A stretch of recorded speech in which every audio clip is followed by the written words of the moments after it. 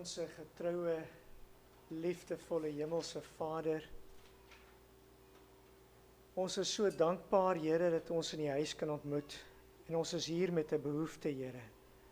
Ons het U aanraking nodig. Ons het U ontferming, U liefde nodig, Here. Ons het daardie versekering vandag nodig, dat U ons werklike God vir ons omgee. En ons sê daarvoor baie dankie in Jesus naam. Amen. Die 15de hoofstuk, vers 26, Exodus 15, vers 26, en ek gaan ook 'n tweede gedeelte met u deel uit Deuteronomium. En kom ons lees Exodus 15, vers 26. As jy getrou na die stem van die Here jou God luister, en doen wat reg is in sy oë, en luister na sy gebooie en al sy insettinge hou, dan sal ek geen een van hierdie siektes op jou lê, wat ek op die Egipte land gelê het nie, want ek is die Here wat jou gesond maak. Ek lees dan ook Deuteronomium 26 vers 18, en die Here het jou vandag laat verklaar, dat jy vir hom 'n eiendomsvolk sal wees, soos hy beloof het, en dat jy al sy gebooie sal onderhou. Mag die Here vir ons help om hierdie baie duidelike aanduidings te verstaan, en te weet hoe ons dit kan toepas in ons eie lewe, is my gebed vir u in Jesus naam. Amen.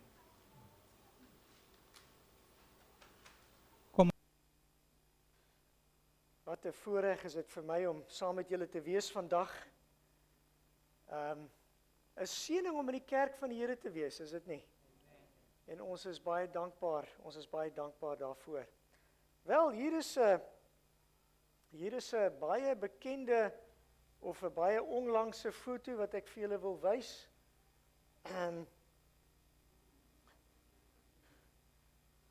Klink nie of julle my glo nie. Ja, ek glo myself eintlik nie. Ja, die ou lewe is vinnig besig om ons onder ons uit te beweeg. Hierdie is geneem so in 2000, hierdie foto is geneem so 2002 se kant. 2002 se kant, en julle kan sien, ons kinders was nog jonk gewees. Hierdie is geneem daar in Langebaan, toe ons die pastorale distrik daar gehad het. En vandag is ons kinders almal groot en opgegroei. En hierdie is ook al 'n bietjie 'n ou ene. So Pierre is hier in die linkerkant voor, en dan agter hom is sy vroutjie Tegan, en baie groete van hulle af vir julle. Van Etna ook as al baie groete. En dan sien julle in die regterkant is dit nou Wesley, my skoonseun, en ons dogter. En Marzaan het so in die laaste maand of wat, was daar so 'n artikel of 2 van haar in die koerant gewees. Sy is 'n paramedikus hier in die noordelike voorstede, en op die oomblik is sy 'n opleier. Sy lei die noodpersoneel op, en een dag toe sy aan diens was daar in die Bison gedeelte, in die Kom gedeelte, daar in Helderberg, toe sy 'n uitroep gehad net daar naby ons huis, en toe sy net gou gestop daar by die huis, en dis die foto wat u nou sien daar, met klein Liam. Nou, natuurlik, hy het mos nou nie altyd die geleentheid om te sien wat sy mamma doen nie, en so mamma toe nou daar gestop, en die sirenes aangesit, en die mannetjie se oë so groot geraak, en hy het binne in die kar ingeklim, en dit het my herinner aan ons dogtertjie, toe sy maar 3-4 jaar oud was. Maar Zaan nou, toe bly ons hier langs die N2, N1 in Parow, en as die sirenes afgaan, 2 uur in die oggend, en dit het baie gebeur, dan moet ons uit, en Marzaan wil daar kom. En dan het ons, en Edna was so getrou, sy was die mees ongelooflike moeder gewees vir ons kinders.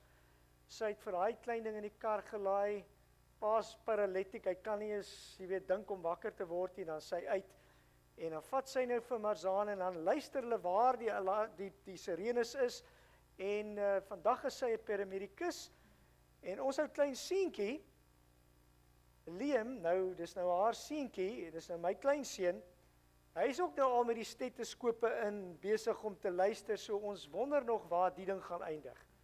Maar ons besef nie as ouers, die impak wat ons maak en die voorbeeld wat ons stel vir ons kinders nie.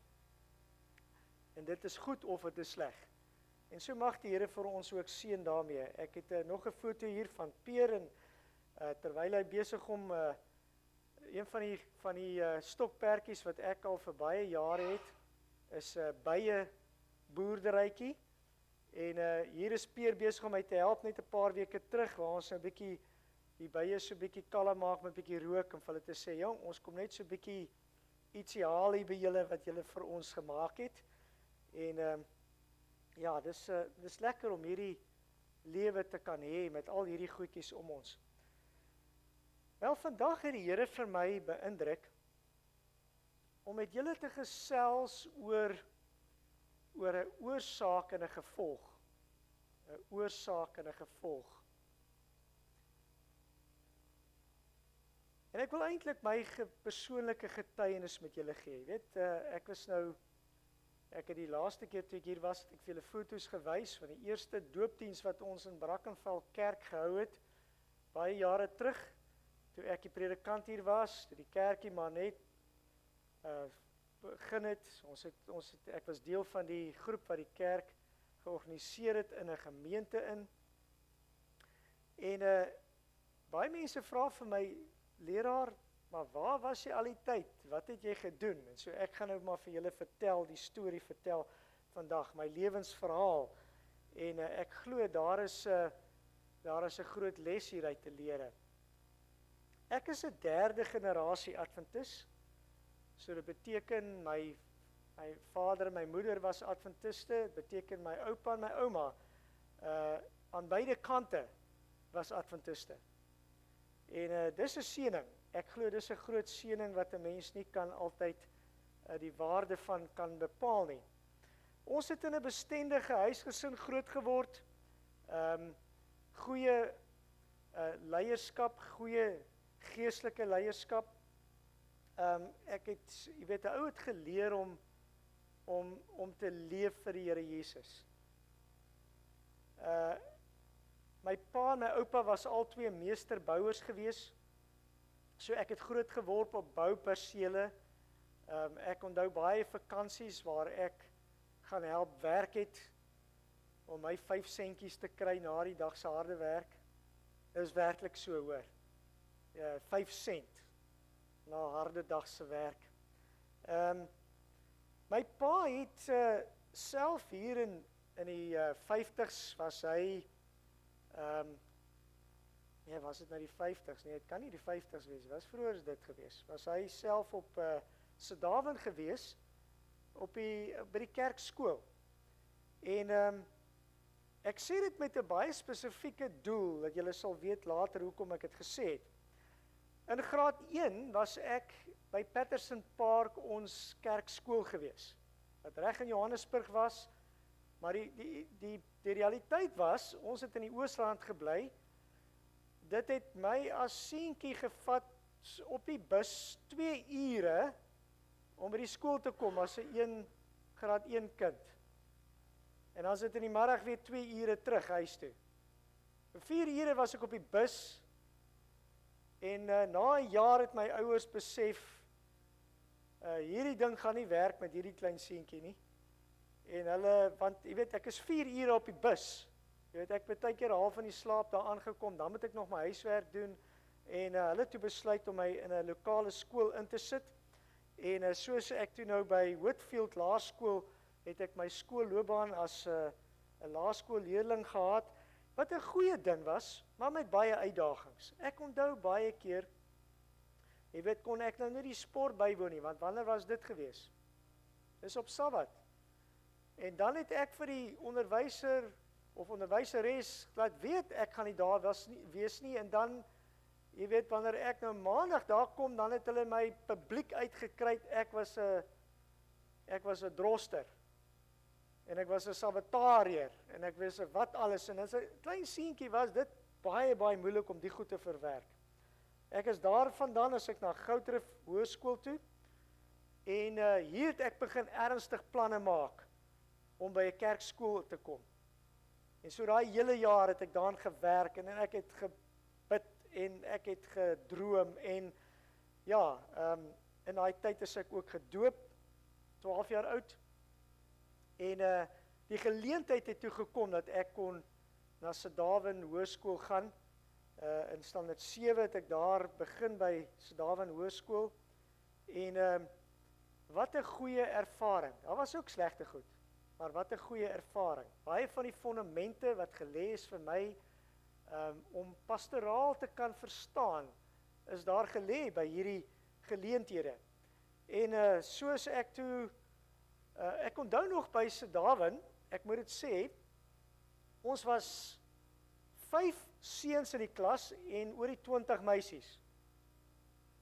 En ek onthou die seuns het so langs die vensters gesit en ek het so van tweede van voor af gesit en die eerste ou het gekom, dis ons laaste klas wat ons het as matrikulante en die eerste het gevra so ek gaan nou Helderberg toe volgende jaar, wat gaan jy doen? Nou ek het gehoop ek gaan saam met my pa en my oupa in die besigheid in. Maar hulle het vir my gesê nee, ons het iets groter, ons sien iets groter vir jou. Ons wil nie jy moet 'n bouer word nie. Maar dis waar my hart was. Ek wil graag daar wees by my paal, ek wil werk. En so vra hulle vir my, wat gaan jy doen? En ek is nie baie seker wat ek gaan doen nie, want dit wat ek wil doen met my pa, my oupa nie, ek moet doen nie.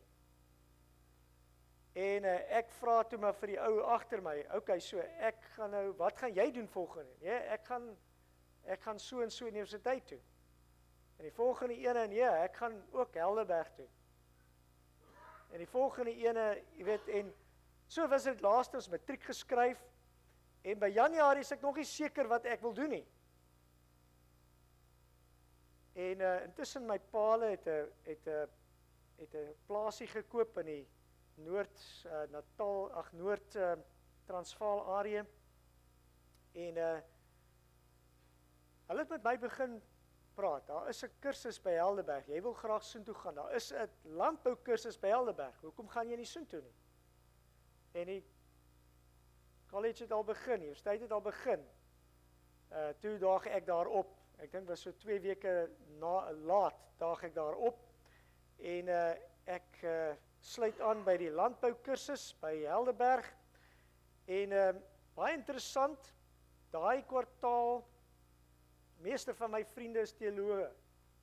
Dis nie die landbououens nie. Ons werk saam in die landbouspan, maar my vriende, die ouens wat ek tyd mee spandeer is die landbou, is die teoloë.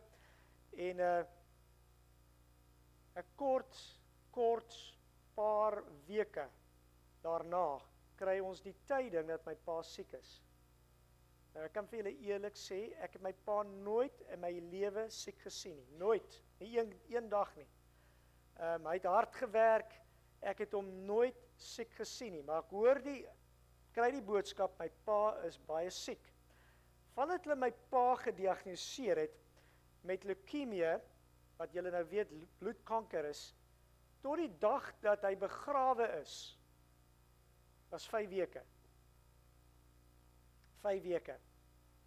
Hy was 43 jaar oud. Ek was 18 jaar oud.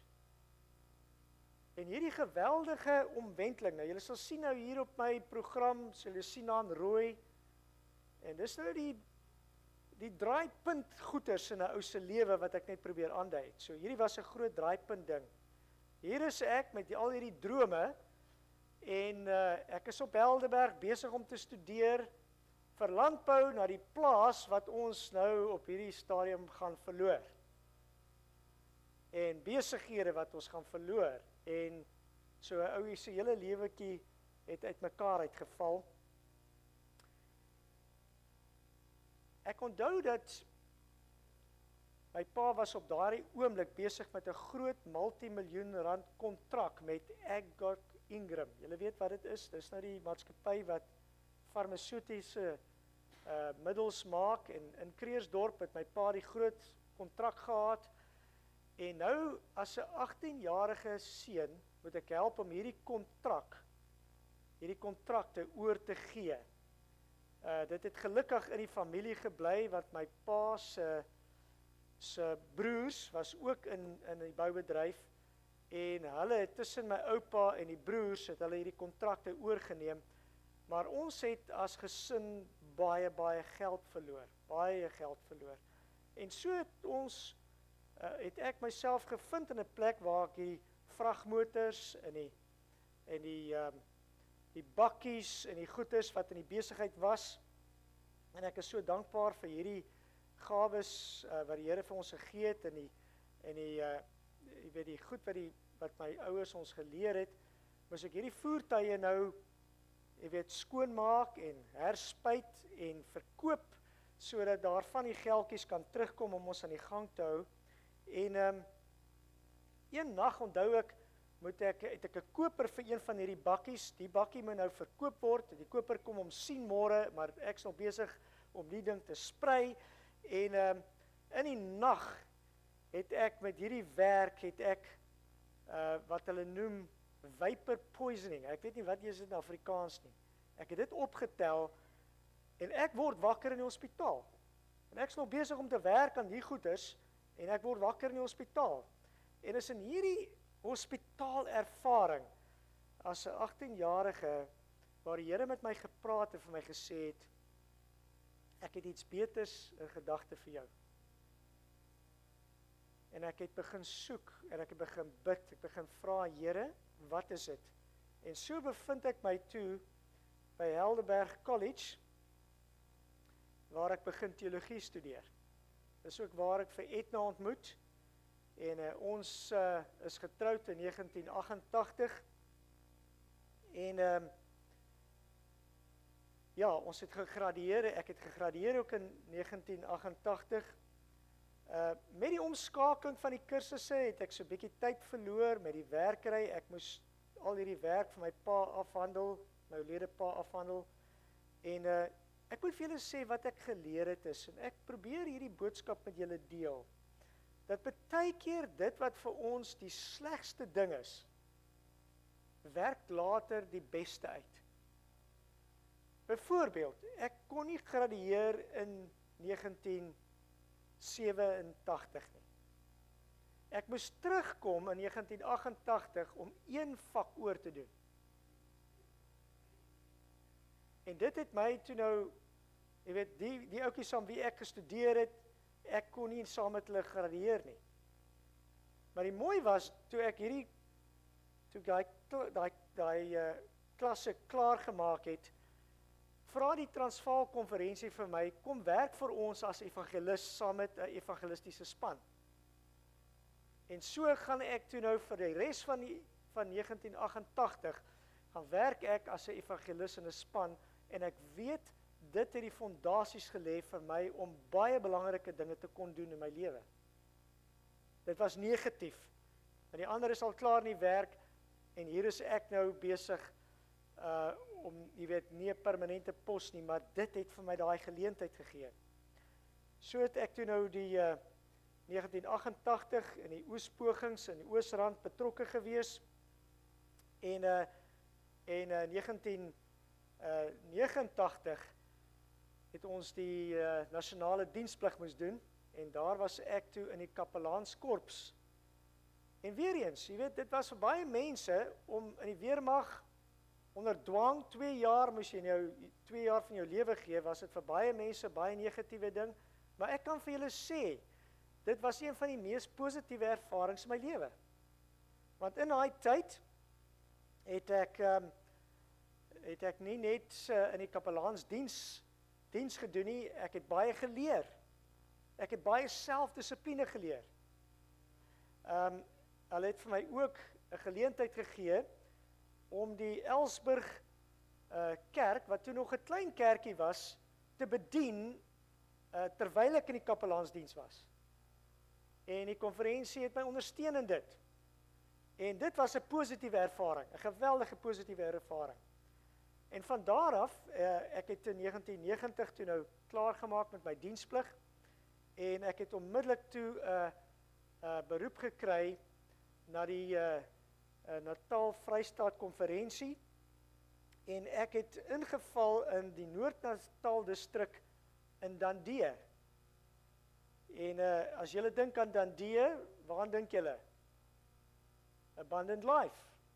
En dis ook in hierdie tydperk, in 1993, 1994, wat ons Abundant Life begin het.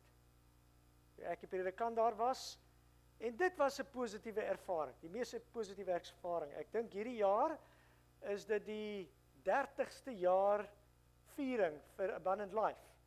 Ek dink hulle het 'n bietjie goedjies wat later die jaar gaan kom, wat baie positief was.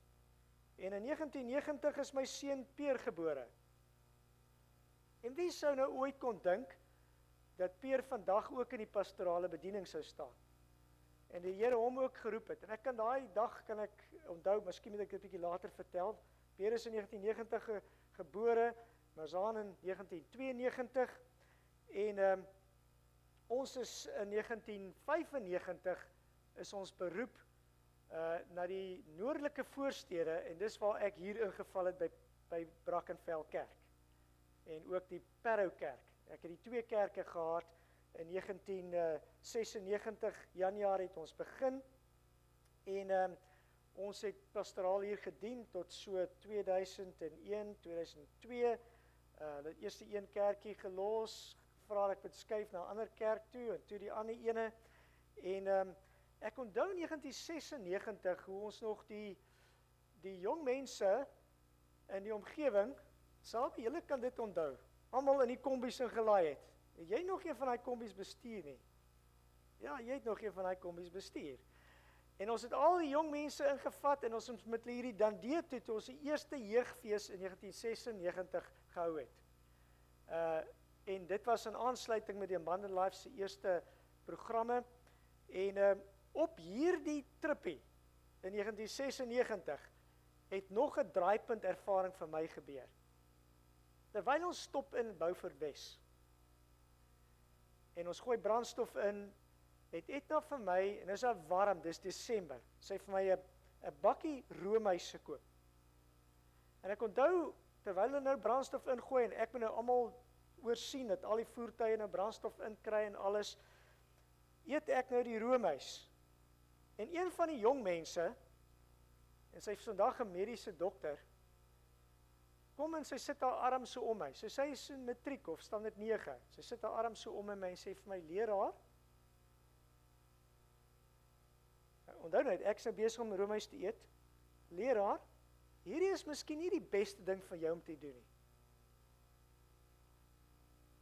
En onmiddellik my reaksie, wat sal die kind nou vir my sê, ek mag nie roomys eet nie? Ek onthou daai renons wat so in my opkom, jy weet, wat is die storie nou met jou? En ek het allemaal net so gekyk, niks veel geantwoord nie, en ek het so aangegaan met roomys, maar skielik is die roomys nie meer lekker nie. Wat het die kind nou bedoel met hierdie ding? Maar ek weet eintlik wat sy bedoel. Noodloos om vir julle te sê, ons is van daar af, ek dink ons het oorgeslaap, was dit by Gariepdam, het ons oorgeslaap, so julle kan nou sien, van ons gery het, ek dink was die Vrydag, ons het die Sabbat by Gariepdam, toe ons Sondag in Dundee stop, ek het die Kaap verlaat, ek het enige ding geëet, toe ons aan Dundee stop, toe eet ek net goeders wat nie maas en paas gehad het nie. Julle kan net dink die hele omswaai in my eie gesin. My vrou was, ek kry nie 'n ander woord nie, flabbergasted. Wat het met my man gebeur op hierdie pad? Maar nou skielik, en die ouens in Dundee, hulle kan nie verstaan nie, want jy weet, daar het ons geëet, En ons het gebraai, en ons het 'n kere gegaan, en dis hoe hulle leraar daar weg is, en hier kom die leraar terug, en hy soek net groen goeders. Maar dis hoe die Here met 'n ou werk. Dis hoe die Here met 'n ou werk. Want die groot draaipunt het in November 26, 1997 gebeur, toe ek op 34-jarige ouderdom met baie gesondheidsuitdagings gediagnoseer was met kanker. En ek dink baie van julle sal dit kan onthou. Die dokters het later vir my gesê, as jy nie 11 maande terug daai verandering gemaak het nie, sou ons jou sekerlik begrawe het. Ek was op 'n stadium 3, limfoom, en ek het nie goed gereageer op die mediese behandeling nie. En ek glo vandag, dit was net God se ingryping vir die feit dat ek hier staan. Julle kan nou die jare tel, dis nou 27, is dit 28 jaar terug? 27 jaar terug. Ek onthou ons het by Tygerberg onkologie eenheid, het hulle sulke klein ondersteuningsgroepies gestig om ons kankleiers te help. En die hartseer deel van daai een ervaring is dit, in die groepie waar ek was seker die jongste gewees, is ek die enigste een in daai groep wat oorleef het. Al die ander is begrawe.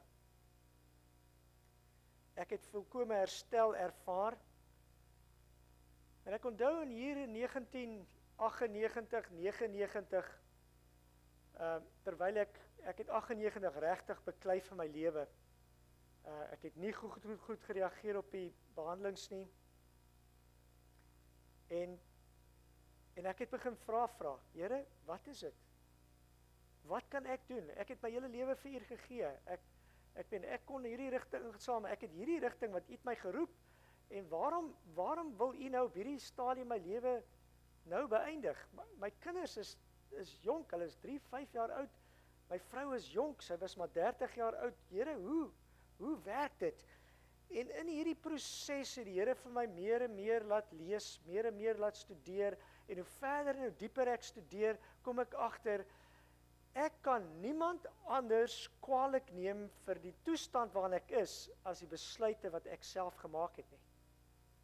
Ek kan niemand blameer nie. Daar was 'n tyd, my pa is op 43 jaar ouderdom. Jy weet, dis in die gene. My tannie is op 50 jaar oorlede met kanker. My pa is oorlede met kanker. En die mediese het vir my gesê, dis in jou gene, dis die geval. En ek kan vandag met reg sê, is dit heeltemal net gene? Want ek moes gesterf het dan. Ek onthou die gemeentelede wat my besoek het, en later jare het hulle vir my gesê, leraar, daai spesifieke dag, en ek onthou daai dag, die Sabbatmiddag, toe die ouderlingspaar van Parow Kerk, die hoofouderling en 2 ander van die ouderlingepaar hulle my kom sien het. Ek kan daai dag spesifiek onthou, en hulle daar uitgestap het, en hulle later vir my vertel, toe ons buite is, op die gras, voordat ons in ons karre klim, het ons vir mekaar gesê, het julle hom gegroet, want julle gaan hom nie weer sien nie. Die hoofouderling kom uit 'n mediese agtergrond, en hy het geweet, dis die einde. En ek weet, die Here het daar ingetree, want ek onthou, dit was weke daarna, wat ek gestoei het met die Here, gesê, Here, is al hierdie jare, wat ek reeds, is dit net vir niks? Help my om te verstaan, en ek onthou die punt, ek onthou die dag, toe ek die vrede in my hart het, om te weet, Here, of ek nou lewe, en of ek gaan sterwe, dis okay, ek het vrede daarmee. En ek weet, en ek is oortuig van, dis toe ek daardie oortuiging gekom het, Here, is in U hande, ek gee alles in U hande. U gaan na my kinders omsien, U gaan na my vrou omsien, ek is okay daarmee. Ek weet en ek is oortuig dat dis waar die draaipunt in my eie lewe begin het. met gesondheid.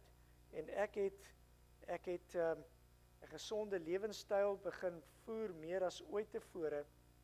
En die Here het vir my 'n tweede kans gegee. Ek wil graag vir julle verder deel. Ek het toe die Weskus distrik gekry saam met Goodwood gemeente en dit was hier tussen 2000 en 2004 en van daar af is ek het ons ek onthou ek het die predikant geraak van Vredenburg en daar was net een klein groepie in Vredenburg in die jaar 2000 Januarie en Februarie het ons eerste poging gehou. En die Here het ons geseën om ons lidmaattal in die groep te verdubbel. En ons het hulle gedoop. Van daar af het ons in 2002 onthou het ons die Be Free Lewenstyl Sentrum begin en dit na aanleiding van wat die Here vir my gedoen het. En die beginsels wat ek geleer het, wat ek met ander kon deel en hoe die Here hulle lewens verander het. En baie van hulle se lewens is ook gespaar in die proses. Ons het in 2003 tot 2005 het ons in Goodwood 'n lewenstylsentrum begin en is in hierdie tyd wat hulle my in 2004 genooi het om die gesondheidsbedieninge direkteur te wees vir die Kaap Konferensie. En ek het daardie posisie het ek gehad tot 2018, die einde van 2018. En toe is ek verplaas na die suidelike voorstede. En dis nou die kerke daar, Claremont, Plumstead, Wynberg, Westlake, daai kerke in die suidelike voorstede en 'n wonderlike ervaring, maar ek moet sê dit was vir my soos swem ja nie swem, want julle kan nou sien van 2004 was ek glad nie in die bediening nie. En ek moes toe nou leer, ek was 'n direkteur vir al daai tyd en ek moes toe nou leer om weer pastoraal te bedien. En dit was 'n groot leerkurwe vir my. En ja, by die einde van verlede jaar kry ek die boodskap dat ek terugkom na die noordelike voorstede om pastoraal hier te dien. En ek moet vir u sê, uit al hierdie ervarings leer ek dat selfs dit wat negatief is, gebruik God en hy maak dit positief. Wat het ek geleer in hierdie proses, in hierdie jare? En ek glo dis wat die Here wil hê ek moet met u deel vandag. Ek neem julle na aanhaling in die boekie Christ Object Lessons. En ek het dit vry vertaal. Dit sê en hier is die boodskap. Daar's altyd 'n oorsaak en 'n gevolg. 1997 het dit vir my geleer. In die wette van God in die natuur sien ons oorsaak, volg, gevolg met 'n onfeilbare sekerheid. Die besluite wat ek en jy maak vandag het 'n gevolg môre. Dawid sê in Spreuke, hy sê so is 'n vervloeking sonder oorsaak, dit kom nie uit nie. Nou ek weet die Engelse vertaling is eintlik baie beter. Ek moet dit sê vir diegene in die Engelse vertaling wat sê so the curse without a cause shall not come. Ek wil nog 'n aanhaling met u deel. In die boekie Counsels on Health, en ek het hierdie net vrylik vertaal, daar is 'n goddelike verband tussen sonde en siekte. Geen dokter kan 'n maand lank in praktyk wees sonder om dit te geïllustreer te sien nie. Hy kan die feit ignoreer. Hy kan sy gedagtes kan so besig wees met ander sake dat sy aandag nie daarop gefestig sal word nie. Maar as hy waarnemend en eerlik wil wees, kan hy nie help om te erken dat daar 'n verhouding is tussen oorsaak en gevolg nie. Die geneesheer moet vinnig wees om dit te sien en diens ooreenkomstig op te tree. Maar hierdie Afrikaanse tong vir my is baie styf vandag. As daar iemand is, waar die Here besig is om mee te praat vandag, deur hierdie aanhalings, ek sal hierdie skyfies met julle deel. Hierdie is baie belangrik. Ek neem julle na die boekie, die helende hand wat sê, siekte is 'n poging van die natuur om die stelsel te bevry van toestande wat voortspruit uit 'n oortreding van die gesondheidswette. Jy sien, was baie maklik vir my om te sê, die rede waarom ek kanker gekry het, is oor dit in my gene is, my pa is oorlede daaraan, my tannie is oorlede daaraan, sy enigste suster, hulle familie is oorlede daaraan, en dis 'n maklike uitkoms. Vandag weet ek, en julle kan nou sien, na die Here vir my hierdie tyd gespaar het, daar's 'n oorsaak en daar's 'n gevolg. Siekte is 'n poging van die natuur om die stelsel te bevry van toestande wat voortspruit uit 'n oortreding van die gesondheidswette. Nou wanneer ons as Adventiste dink, dan dink ons aan gesondheidswette, jy mag nie dit eet nie, jy mag nie daai eet nie, jy mag nie dit doen nie, jy mag nie dit drink nie. En ek het geleer, dis nie net so nie. Daai is maar een van die wette. Ons kan nie net al die aandag gaan vestig op daai deel nie. Luister na die aanhaling verder. In geval van siekte moet die oorsaak vasgestel word. Ongesonde toestande moet verander word. Verkeerde gewoontes reggestel word. Dan moet die natuur bygestaan word in haar poging om onsuiverhede uit te dryf om die regte toestand in die stelsel te herstel. Nou, ek het daai net opgesom in hierdie 4 lyne. Wanneer ek siekte ervaar, ek het nou simptome, wat is die eerste ding wat ek moet doen? Ek moet vasstel, wat is die oorsaak? Wat is die oorsaak? En dan in daai toestand van ondersoek gaan ek vind, hier's ongesonde toestande wat hier is, en wat moet ek dan doen? Ek moet veranderings maak. Nou hier is die groot gemors, want ek en jy wil nie veranderings maak nie. I love what I love. Hier is die groot probleem. Dan moet ek verkeerde gewoontes, moet ek wat? Regstel. So ons raak in 'n vorm, en ons het nou jare lank gedoen, en ek moet vir julle sê, baie van hierdie goed is oukei wanneer ons jonk is, maar hier wanneer ons ouer raak, dan begin die ding kop uitsteek. Dan sê die volgende deel van die aanhaling, ek moet die natuur bystaan. Ek moet die natuur bystaan. So ek moet die onsuiverhede verdryf, ek moet die regte toestande in my stelsel moet ek daarstel, sodat ek kan herstel.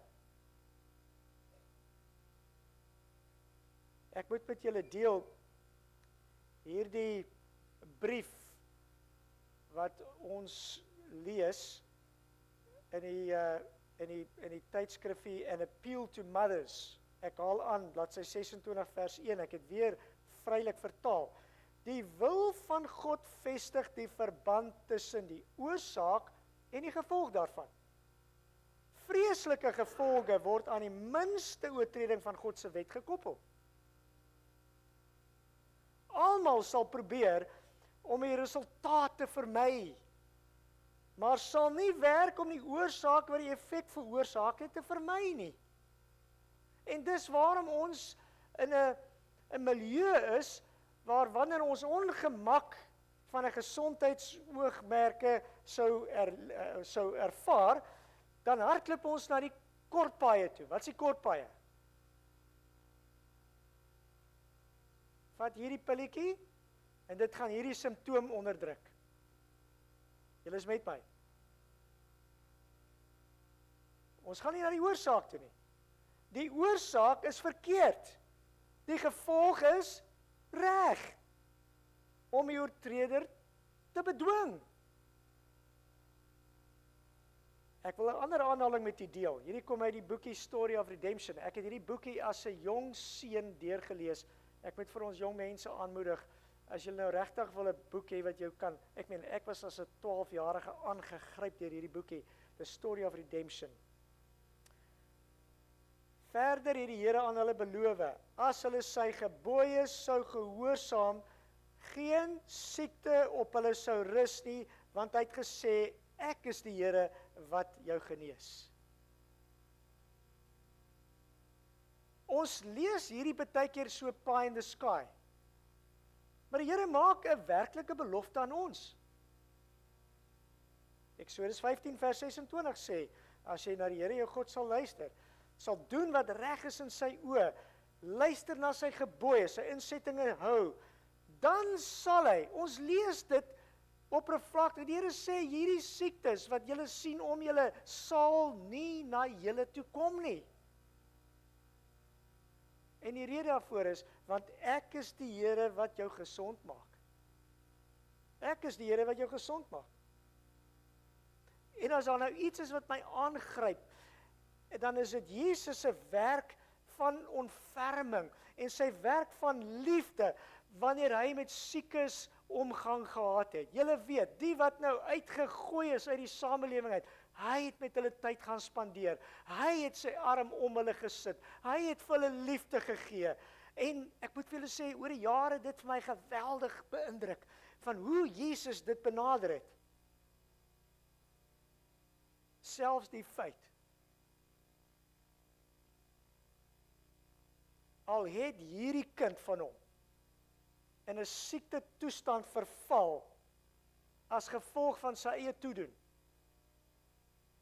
Oorsaak en gevolg. Het ons Here en ons Meester hom ontferm oor my en hy het vir my 'n tweede kans gegee. Maar hier is die realiteit. Ons raak mak. Ek het nou so rukkie terug nou weer begin probleme optel. En dit vat hierdie probleme optel om by 'n punt te kom waar jy weer hierdie hele ding in oorsig neem en jy kom agter, jy het so gewoond geraak aan alles, jy is onder soveel menslike druk van wat ook al, samelewing, wat ook al, dat jy laat hierdie ding maar verbygaan, jy laat hierdie ding maar verbygaan, en voor jy jou kon kry, dan sit jy weer met 'n probleem.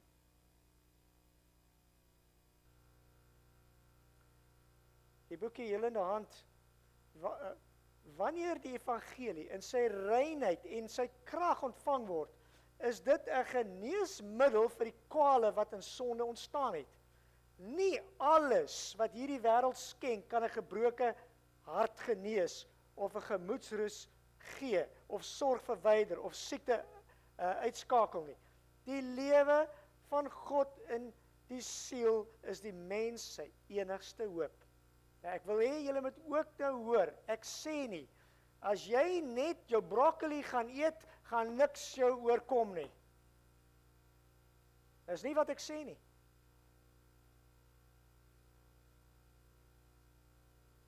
Wie is die een wat ons genesing gee? Is God alleen.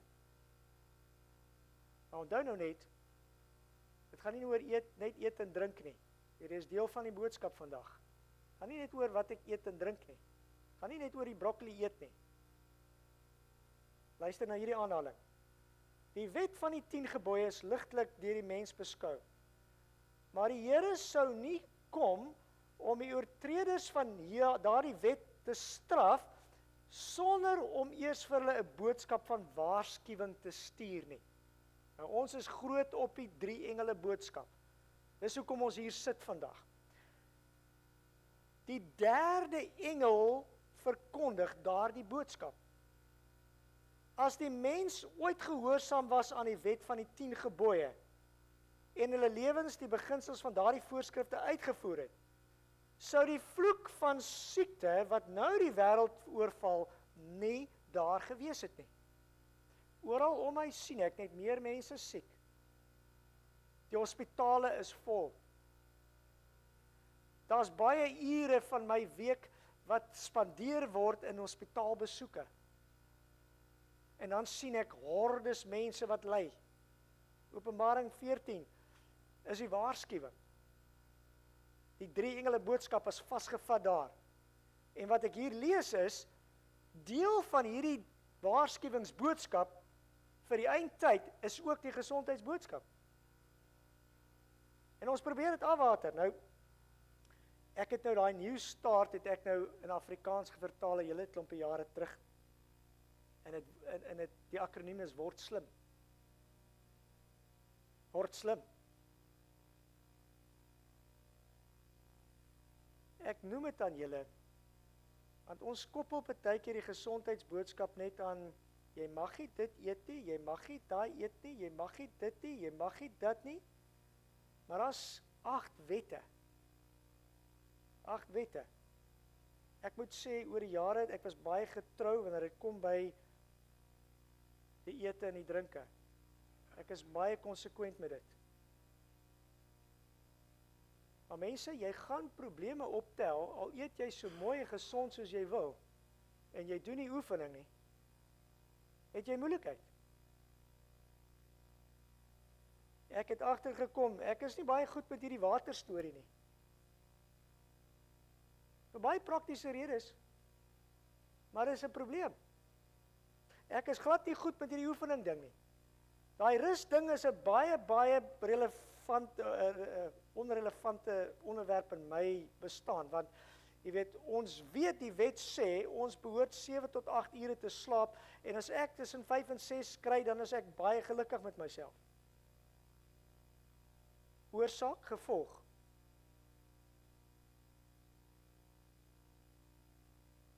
Ons moet in God vertrou. Ons moet matigheid, jy weet, ek kan alles te hê in my lewe.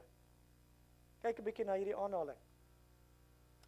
Om die natuurwette eenvoudig te maak en op die gehoorsaamheid daarvan aan te moedig, is die werk wat die 3de engel se boodskap vergesel, om 'n volk voor te berei vir die koms van die Here Jesus. As Adventiste het ons 'n verkeerde begrip, dat dit maak nie saak hoe ek lewe nie, wanneer Jesus gaan kom, dan gaan hy hierdie liggaam verander van 'n verderflike tot 'n onverderflike, en dis waar die groot. Maar wat ek verstaan is, die Here sê, luister, ons verantwoordelikheid is nou reeds, terwyl ons die 3de engele boodskap moet oordra, moet ons nou reeds daai uitleef. Kyk na die 3de engel boodskap wat sê, as iemand die dier in sy beeld aanbid en 'n merk op sy voorhoof op sy hand ontvang, ons trek dit sinoniem met wat? Sabbatsonderhouding, is dit nie? Die wat dink, die wat doen, maar die implikasie daarvan is, die wat dink en doen, selfs op die ander gebiede. As julle hoor wat ons sê, en dis deel van ons verantwoordelikheid. Ons moet nie die dier en sy trawante volg nie. Ons moet nie die populêre gedagtes met ons volg nie. Deuteronomium 26 vers 18 sê, en die Here het jou vandag laat verklaar, dat jy vir hom 'n wat? 'n eiendomsvolk sal wees, soos hy jou beloof het, en dat jy al sy gebooie sal onderhou. Jy is verskillend as al die ander wat net volg. Jy's verskillend. Ek hou van hierdie woord, eiendomsvolk. Dit gee my ook identiteit. Ek weet wie ek is. Ek weet wie ek is.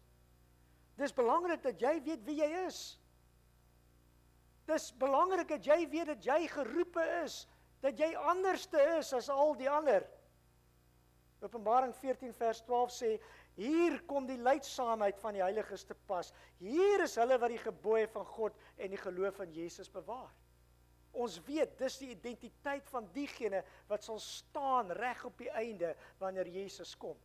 En net deur sy liefde, deur sy genade, deur hierdie En moet asseblief nooit die onderhouding van die wet as wetties teenoor liefde probeer opweeg nie. Want dis liefde. Dis omdat hy ons so lief het. Dis omdat ek my kind lief het, dat ek vir hom sê, my kind, trek hierdie lewensgordel aan voor jy in die boot klim. My kind, as pa vir jou sê, stop, moenie vra nie, stop. As my Here Jesus vir my sê, spring, dan spring ek. Want hy weet beter. Hy weet beter. Een van die draaipunt aanhalings in my soeke na antwoorde vir die toestand waarin ek myself gevind het, het ek in die boekie Selected Messages, volume 2 gekry, bladsy 346, paragraaf 1, wat sê, ons kan nie die wette van die natuur breek sonder om die wette van God te verontagsaam nie. Dis 'n draaipunt aanhaling hierdie.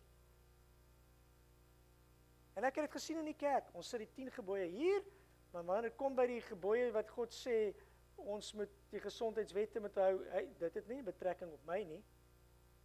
Baie interessant, dit raak jou wanneer jy ouer raak. Luister my uit. Dit raak jou wanneer jy ouer raak.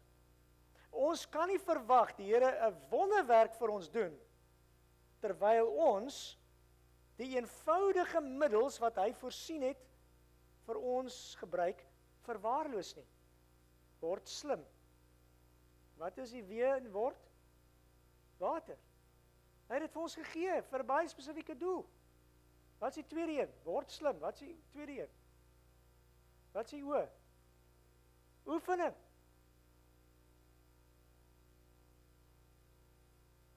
Wat is die D? By word, wat is die R? Is die rus. Wat is die D? Is my dieet. Die Here gee vir ons hierdie goed in voorsorg dat ons nie 'n probleem sou hê nie. Ons Skepper uit liefde vir ons is baie besorgd oor ons. Hy is besorg oor ons geestelike welstand. Absoluut, maar hy is ook besorg. Hy het belang in jou emosionele, hy het belang in jou fisiese. Hy wil hê jy moet die energie hê. Ek is bekommerd oor die toestand van ons kerk.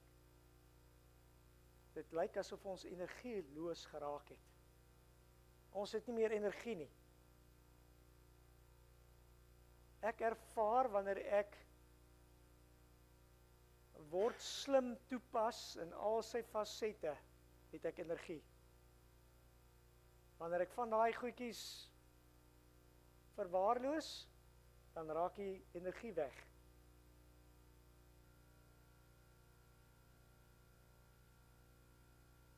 Luister na hierdie aanhaling.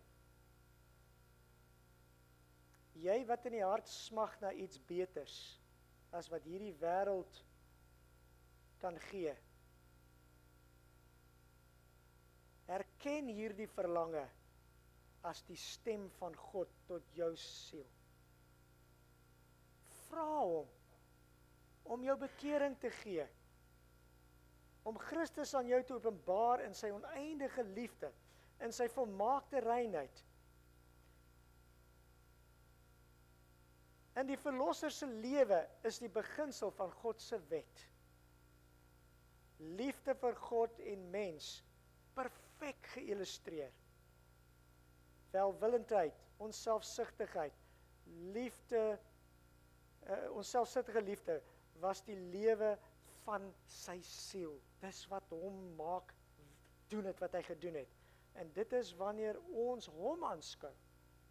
Terwyl die lig van ons Verlosser op ons val, dat ons die sondigheid van ons eie harte raak sien. En dis wanneer ek kan sê, Here, ek verstaan. Ek verstaan oorsaak en gevolg. Help my. Help my. Help my.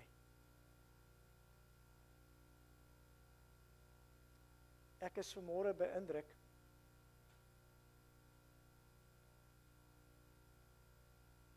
om te sê dat ek het in die moeilikheid gekom en ek vind ek raak nog steeds in die moeilikheid wanneer ek kort paaie vat. Miskien is daar iemand vandag in ons gehoor wat sê, Here, ek hoor hierdie ding. Ek is nou nie heeltemal daar nie, maar ek hoor hierdie ding. Ek het U hulp nodig. Sal U vir my help? Dis die tyd om na die Here te kom. Moenie wag tot gevolg. Moenie wag tot die punt waar hulle vir jou 'n diagnose gee en sê, luister, jy het kanker. En ek moet vir julle sê, ek het al vanmôre elders gehoor, nog nooit het ek so 'n grafiek sien spits, soos hierdie kankergrafiek nou spits nie. Elke tweede, derde persoon om jou is gediagnoseer met kanker. Ek was daar, ek ken die onsekerheid, ek ken die vrese. Die rede hoekom ek hier staan nou vandag is om te sê, miskien is daar iets wat jy mee stoei in jou lewe, wat jy vir die Here wil sê, Here, help my hiermee. Ek kan nie op my eie krag nie.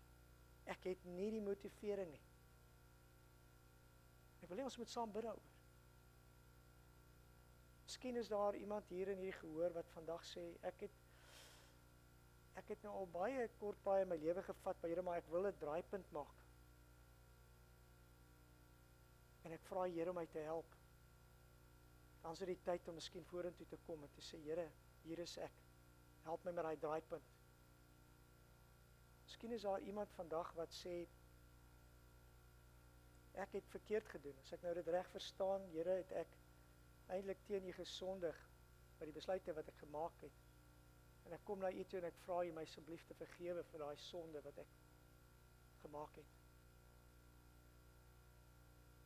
Ons is so gedesensitiseer vandag. Selfs egbreek is nie meer 'n groot ding nie. Is nie meer 'n groot ding nie. Die wette van die Here het ons so afgewater. Sy liefde daarin, sien ons mee glad nie meer raak nie. Is daar iemand wat vanmôre wil kom en sê, Here, ek het hulp nodig met die ding. Hierdie ding met lewenswyse, hierdie ding van oorsaak en gevolg, ek het 'n probleem met hierdie ding. Ek het opgemors. Ek het opgemors.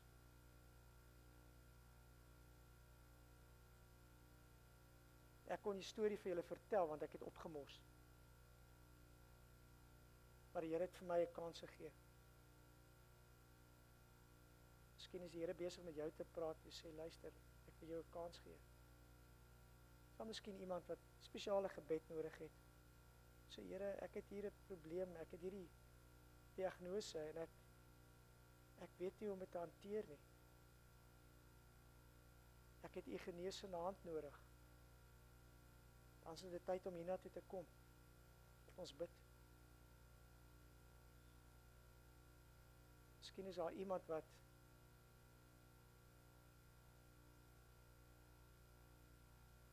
net vir die Here wil sê, Here, ek is jammer dat ek hierdie ding nie so ernstig opneem soos wat ek moet hê. Ek het maar net van selfspreekend aanvaar. Kom ons wees eerlik. Ek het simptome. Wat is die eerste ding wat ek doen? Ja, ek vat 'n pilletjie. Maar naderhand begin die pilletjie nie meer lekker werk nie. Nou wat doen ek nou? Nou gaan ek oor die 2 pille, dan gaan ek dokter toe. Wat die regte ding is, want ek moet nou weet wat is aan die gang met my. En dan volg ek maar net die stelsel. Die stelsel sê vir my dis wat nou gaan gebeur. Hoor julle wat ek probeer sê? Waar is die Here in hierdie ding? As ek met siekte gediagnoseer word, wat behoort eintlik my eerste ding te wees om te doen? Gaan na die Here toe. Here, wys vir my die oorsaak en die gevolg. Help my om hierdie ding te verstaan. Gee my insig in dit. Miskien is daar iemand waar die Here mee praat vandag. Ek wil graag hier 'n verandering in my eie lewe maak. Dis nou die tyd om te sê, Here, hier is ek. Gee my die krag. Moenie nou vanmôre dink aan die choppies wat lê by die huis wat ek moet gaan eet nie, hoor. En dis nie die rede ek met julle praat nie. Dis een klein ou faktortjie van ons besluitneming. Daar's 'n hele klomp goeters. Julle is met my. Julle verstaan hoekom ek met julle praat soos ek praat. Kan ek miskien 'n indruk kry? Hoekom dink julle praat ek so reguit met julle vandag? Ons moet besluite neem. Absoluut. Ek gee om. Ek is lief vir julle. Hierdie is my familie in Brackenfell. As my familie ly, dan ly ek. As Jesus se kinders ly, dan ly hy. Is julle met my? En is net as ons dit net anders te kon doen. As ons net ander besluite kon maak, kon dinge dalk anders te uitdraai. Julle is met my? Enige iemand wat ekstra gebed nodig het vandag, kom vorentoe. Ons gaan saam kniel hier voor. Enige iemand, die Here roep vandag, kom ons bid saam.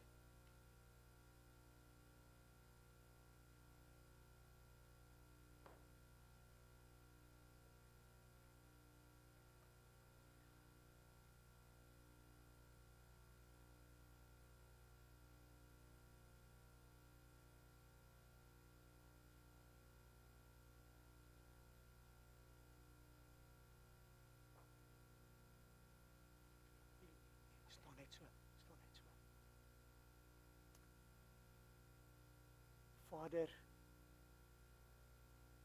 ons kom na U toe met 'n groot behoefte vandag.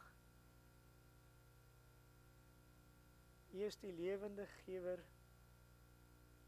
U is die gesondmaker. U is die een wat liefde in ons harte plaas. U is die een wat werklik omgee. Daar's niemand soos U nie. En Here, ten spyte van ons foute, ten spyte van ons die feit dat ons baie keer dinge nie gebalanseerd doen nie, is U altyd daar vir ons, Here. U het ten spyte van die foute wat ek gemaak het, my nie afgeskryf nie. U het vir my 'n tweede kans gegee. Here, terwyl ons hierso voor U is daar nie een van ons wat nie 'n fout gemaak het nie. Daar's nie een van ons wat kan sê ek is regverdig nie. Ons is almal sondig, Here. Maar dankie dat U vir ons gesterf het op Golgotha. Dankie dat U vandag bekend is as die groot geneesheer. En dankie, Here, dat U vir ons lei in liefde met riglyne om ons beter kwaliteit lewe te gee. En my gebed is nou, Here, dat U elkeen sal aanraak vandag met daardie goddelike aanraking terwyl ons besluite moet maak elke dag. En mag ons daardie besluite maak, Here, nie net vir ons aptyt nie, nie net vir wat lekker is nie, maar Here, wat is goed? Wat kan my energie gee om hierdie boodskap met meer vuur as ooit te gaan uitdra? Here, help my daarmee. Here, waar ons gesondig het teen U, ons kom nou, ons vra, Here, nederigheid, vergewe ons. Waar ons U teleurgestel het met swak besluite, Here, ag asseblief help ons. Ag Here, gaan ons nie verby nie. Diegene wat pyn het vandag, diegene wat ongemak het, Here, ek vra dat U hulle sal aanraak. Dankie, Here, dat niks te groot is vir U nie, en dat U so goed is vir ons. Ek lê elkeen wat 'n spesifieke gebedsversoek het, wat hier saamgekom het hiervoor, ek lê hulle nou voor U neer.